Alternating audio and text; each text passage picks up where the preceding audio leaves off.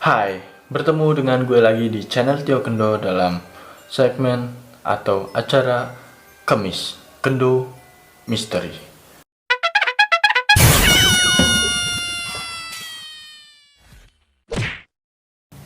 Dalam video kali ini, gue akan berbagi tentang 5 tragedi genosida paling mengerikan yang terjadi di Indonesia. Sebelum lanjut, silakan klik tombol subscribe. Gratis!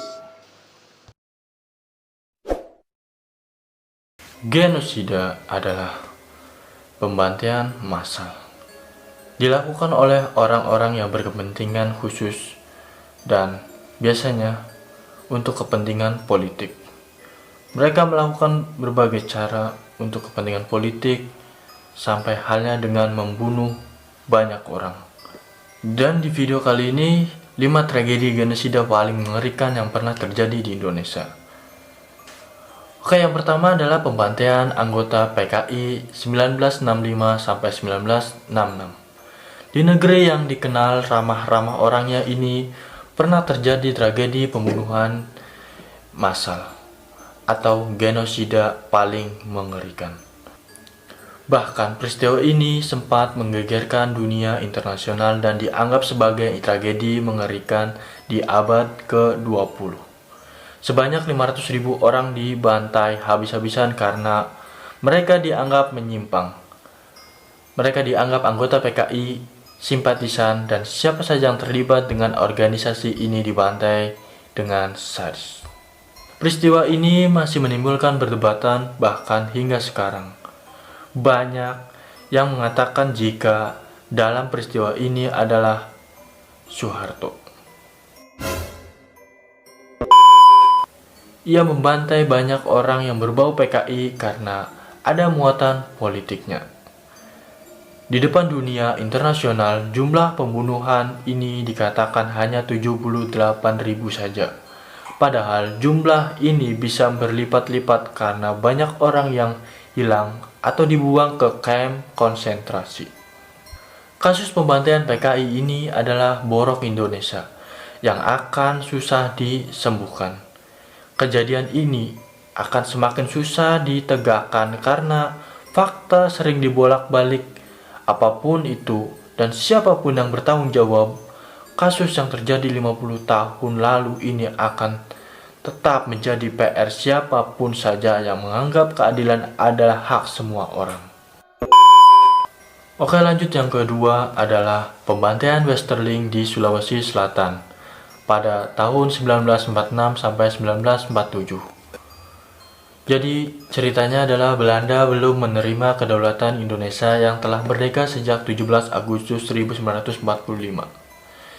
Ia akhirnya menekan rakyat sipil untuk terus tunduk dan patuh kepada pemerintahannya. Seperti yang terjadi di Sulawesi Selatan pada Desember 1946 sampai Februari 1947.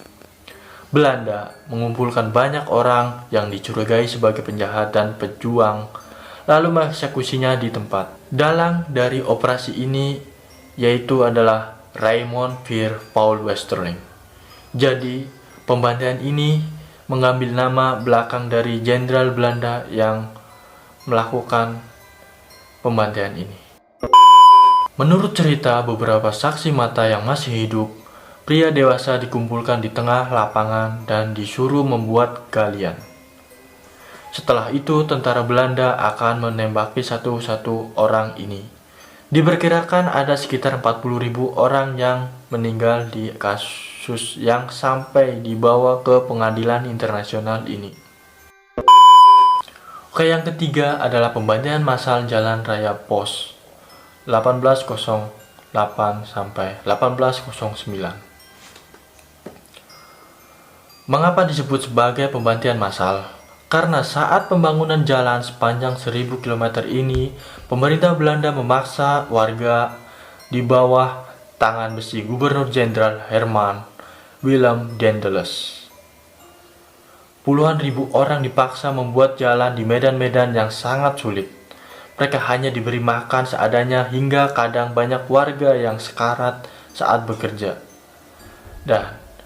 Dan di saat kondisi sekarat itu, tentara Belanda akan menembakinya dengan cepat dan membuang mayat-mayatnya di jalan. Dan Daedalus melalui tangan besinya mampu menyelesaikan proyek presisius ini hanya dalam waktu setahun saja.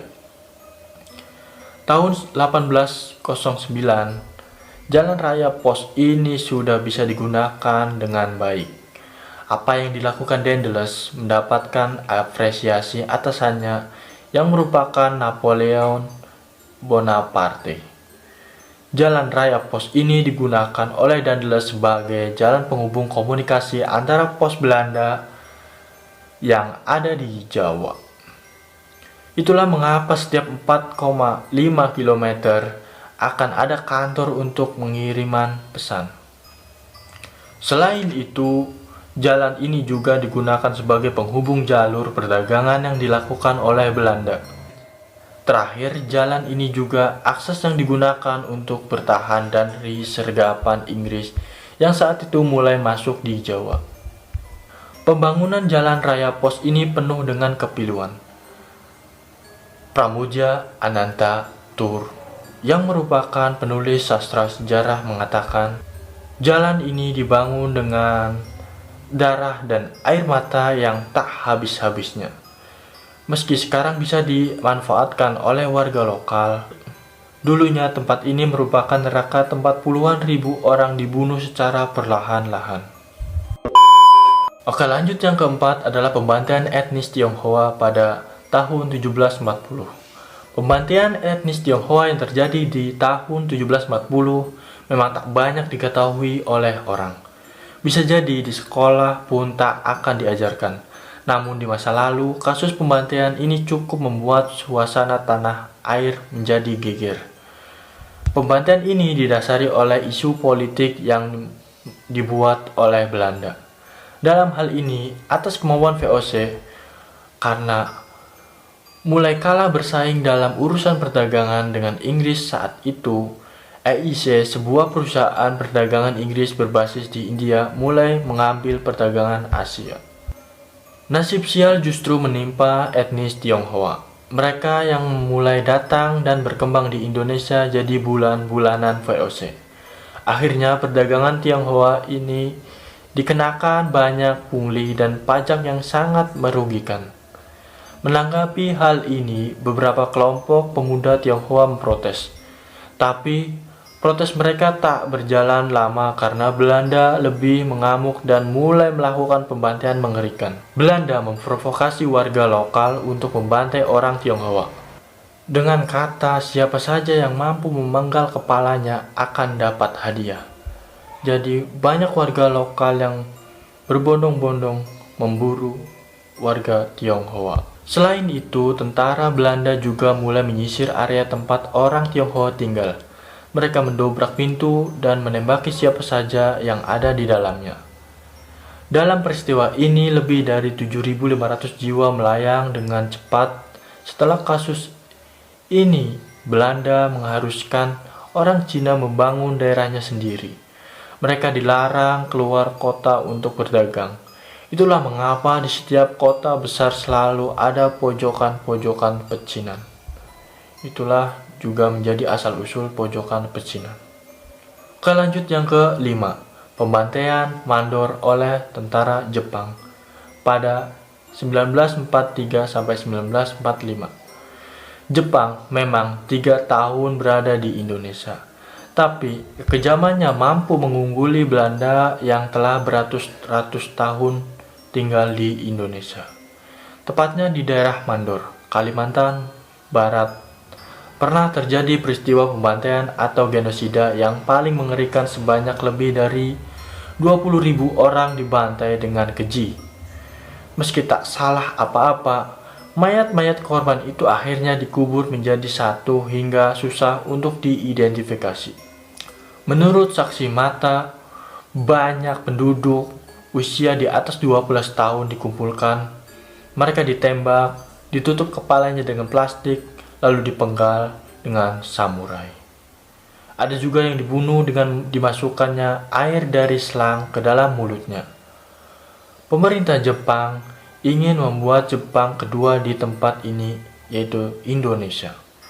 Semua orang dewasa dibunuh dengan keji, lalu yang anak-anak diajarkan tentang budaya Jepang dengan keras. Sejarah mencatat jika peristiwa ini dimulai sekitar 28 Juni 1944. Saat ini pemerintah setempat membuat perda untuk memperingati 28 Juni sebagai Hari Berkabung Daerah. Orang di Kalimantan Barat akan mengibarkan bendera setengah tiang sebagai penghormatan kepada penduduk yang dibantai secara keji oleh orang Jepang. Oke, itu adalah 5 tragedi genosida yang paling mengerikan yang pernah terjadi di Indonesia. Semoga tragedi genosida tidak akan terjadi lagi di Indonesia dan di seluruh dunia. Karena itu adalah melanggar hak asasi manusia. See you next time di video-video gue selanjutnya.